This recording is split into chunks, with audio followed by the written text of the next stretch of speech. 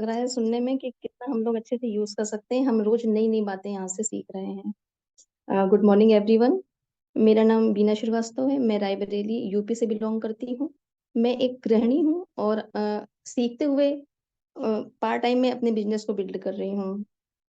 आज एक नए टॉपिक पे हम लोग बात करने जा रहे हैं, वाक शक्ति। बोलने की शक्ति कैसी होती है, हम लोग द पावर ऑफ स्पीच के बारे में हम लोग चर्चा करेंगे। मैंने कुछ पॉइंट्स बनाए हैं जिसको मैं आपके बीच में शेयर करती हूँ। ये विशेषज्ञों के जानकारी के अनुसार मैंने लिए हैं, तो शायद मैं सफल होंगी आपको बताने में। ये देखिए, शब्द जो हैं ये एक ऐसा अमूल्य उपहार है जो प्रकृति ने हमें दिए हैं। ऐसी शक्ति है जो सिर्फ मनुष्यों के पास ही है। कोई ऐसा जानवर जानते हैं जिसके पास शब्द की शक्ति हो, या किसी पक्षी का आपने नाम सुना हो जो शब्द बोल पाता हो? नहीं, ऐसा कभी नहीं हो सकता। केवल मनुष्यों के पास ही ये सुंदर शक्ति है, और मनुष्य अपनी उस शक्ति को भूल गया है। उसके पास इतनी अच्छी शक्ति है, और हम मनुष्य उस शब्दों को कभी भी कुछ भी कैसे भी बोलते हैं। उसको हम बहुत अच्छे से नहीं बोलते हैं, कभी हम कुछ भी बोल देते हैं, क्योंकि हम जबकि हमारी वाक शक्ति बहुत ज्यादा महत्वपूर्ण है। कबीर दास जी ने इसको बहुत अच्छे शब्दों में बताया है अपनी इस कविता में। साधो शब्द साधना कीजिए, जेहि शब्द ते प्रगट भये सब, सोई शब्द गहि लीजिए। यानी कि जिस शब्द से सब कुछ प्रकट हुआ है, उस शब्द को हमें उस शब्दों को हमें ग्रहण करना चाहिए, क्योंकि शब्द सबसे पहले आया है। संतों का मानना है कि ईश्वर से पहले शब्द की उत्पत्ति हुई है।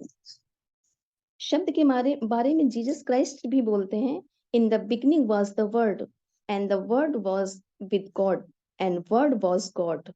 शुरू में सिर्फ शब्द था, और वह ईश्वर के पास था। शब्द ही ईश्वर है। आपके शब्दों में बहुत ताकत है। आप अपने शब्द से किसी का जीवन तोड़ मरोड़ सकते हैं, और अपने शब्दों से किसी का जीवन संवार भी सकते हैं, सुंदर बना सकते हैं। जैसे कि मैं अभी आपको एक वाकया शेयर करती हूँ। जब मैं अभी जूम मीटिंग में मैंने जब ज्वाइन किया था, तो मैं बोलने में बहुत हिचकिचाती थी। पर हमारे ग्रेट मेंटोर दीपक सर ने जब मुझसे 2-3 बार कहा कि नहीं बीना मैम, आप अच्छा बोलते हो, आप बताते हो, लोगों को हीलिंग कर सकते हैं आपके शब्द, तो मैंने पहले तो विश्वास नहीं हुआ मुझे, लेकिन मुझे अच्छा लगा वो शब्द। सर के शब्दों ने मेरे विचारों को बदला। और अब मैंने क्या किया कि जब भी मुझे कुछ काम मिलता करने के लिए, मैं खुशी से उसको आराम से यूट्यूब देख करके, फेसबुक देख करके उसको सर्च करती हूँ, गूगल पे जा करके, और मैं अपने काम में लग गई। कभी कभी मेरे अंदर भी निगेटिव थॉट आते हैं, या मैं अपने घर में कुछ भी बोलने से पहले मैं जब चिल्लाने की कोशिश करती हूँ कभी किसी चीज को, तो जब मुझे ध्यान आता है कि नहीं, सर कहते हैं कि तुम सॉफ्ट स्पोकन हो, तो वो मैं बहुत आराम से उस चीजों को अपने ऊपर इम्प्लीमेंट करती हूँ कि नहीं, मुझे ऐसे नहीं बोलना है। तो कहने का मतलब ये है कि शब्द जो हैं किसी के, हमारे जीवन को संवार सकते हैं और बिगाड़ भी सकते हैं। हम अपनी वाक शक्ति का इस्तेमाल कैसे करते हैं, ये बहुत जरूरी है समझना। क्योंकि आपका आपके कर्म क्षेत्र पर कोई वश नहीं है। आपका आपके जो चेष्टा क्षेत्र, जहां आप प्रयास कर सकते हैं, वहां पे आपका कोई वश नहीं है। और आपका आपके भावना क्षेत्र पर भी कोई वश नहीं है। यही क्षेत्र एक ऐसा है जहां पर आपको ज्यादा से ज्यादा काम करना है। यदि आपको अपने जीवन को सुधारना है, तो सबसे पहले हमें अपना वाक क्षेत्र सुधारना होगा। कुछ दोहे देखिए ऐसे ही नहीं आए हैं। आपने कबीरदास जी का सुना है दोहा, ऐसी बानी बोलिए मन का आपा खोए, औरन को शीतल करे आपहु शीतल होए। हमारा देश भारत की भूमि अनेक संतों और महात्माओं की भूमि है। जब हम उनकी जीवनी पढ़ते हैं या उनके उपदेशों को पढ़ते हैं, तो ये बात स्पष्ट होती है कि उन सभी के जीवन भले ही कितनी भी कठिनाइयों से भरे हों, उन्होंने अपनी भाषा मधुर ही रखी, मधुर भाषा का ही प्रयोग किया। उनके शब्दों में ताकत थी, और सबसे अच्छी बात है कि उन्होंने शब्दों के गूढ़ रहस्यों को समझ लिया, और मानव जाति पे अपनी छाप छोड़ दी। बचपन में जब हम लोग कोई आपस में बातें करते थे, हम भाई बहन, तो मेरी मम्मी हमेशा हम लोग से कहती थी कि देखो, मुंह से कोई गलत शब्द नहीं निकालना। या हम लोग कभी किसी की कंप्लेन लेके जाते थे, तो मम्मी यही बोलती थी कि आप किसी को बुरा मत बोलो। कभी किसी पड़ोसी को या किराएदार जो थे साथ में, उनके बच्चों की अगर हम लोग शिकायत भी करते थे, तो मेरी माँ यही बोलती थी कि किसी को बुरा मत बोलो।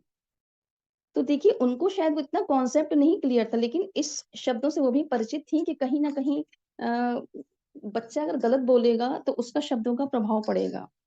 आप सबके साथ भी ऐसे ही हुआ होगा। आपके बड़े बुजुर्गों ने भी, दादी नानी ने आपको गलत शब्द बोलने के लिए मना किया होगा।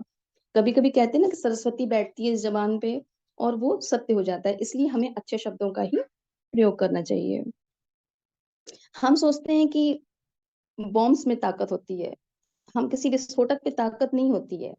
जो ताकत हमारे शब्दों में होती है, आप उसे कैसे यूज करते हैं, उसमें ताकत है। ऐसा होता है, ऐसा मतलब शब्द में ऐसा क्या होता है, तो इसको थोड़ा-सा हम लोग जो विशेषज्ञ हैं वाक़ई क्षेत्रों के, उसके हिसाब से समझते हैं। जब आपके मुँह से कोई शब्द निकलता है, तो वो एक कंपन पैदा करता है और वो कंपन हायर-हायर होते हुए कहीं न कहीं रिदमिक होते हुए वो यूनिवर्स तक पहुँचती है। अब आप अपने लिए सोचिए कि जब आप किसी के लिए बुरे शब्द का इस्तेमाल करेंगे तो क्या होता है? अब ज़्यादातर पेरेंट्स क्या करते हैं, अपने बच्चों के लिए ऐसे ही शब्दों का इस्तेमाल करते हैं। अनजाने में ही करते हैं, तुमसे नहीं होगा। वो अपने बच्चों से एक्सपेक्टेशन करते हैं और उनको एक ताने भी देते हैं, टॉन्ट करते हैं। देखो तुम जीवन में कुछ नहीं कर पाओगे और उस बुरे शब्दों को यूज़ करने का उनको ये बहाना रहता है कि हम तो अपने बच्चे की भलाई चाहते हैं। नहीं, वो गलत समझते हैं। शब्दों के द्वारा हम किसी का या कटु शब्दों के द्वारा हम कभी किसी का भला नहीं कर सकते, क्योंकि हमें पता ही नहीं होता है कि सामने वाले की जो सोल है, उसकी कंडीशन क्या है। और हम किसी को भी कैसे जज कर सकते हैं? क्योंकि जज करने का जो तरीका है हमारा वो बिल्कुल गलत है। वो बहुत एक बौद्धिक क्षमता वाले एक संत महात्मा ही कर सकते हैं।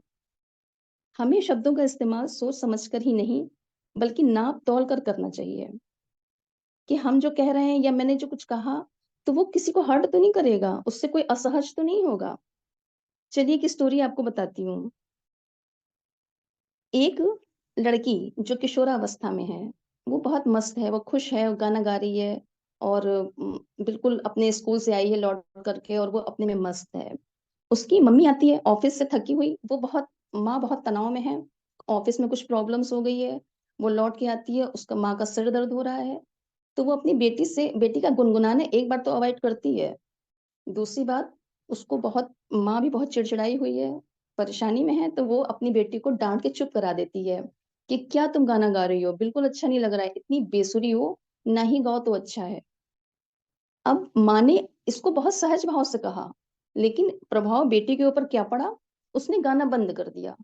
उसके बाद वो 14-15 साल के बच्चे ने दोबारा कभी गाना नहीं गाया। अब क्या हुआ, जीवन से संगीत गया। किसी के जीवन से संगीत जाए, तो यानी कि उसके जीवन का माधुर्य चला जाता है।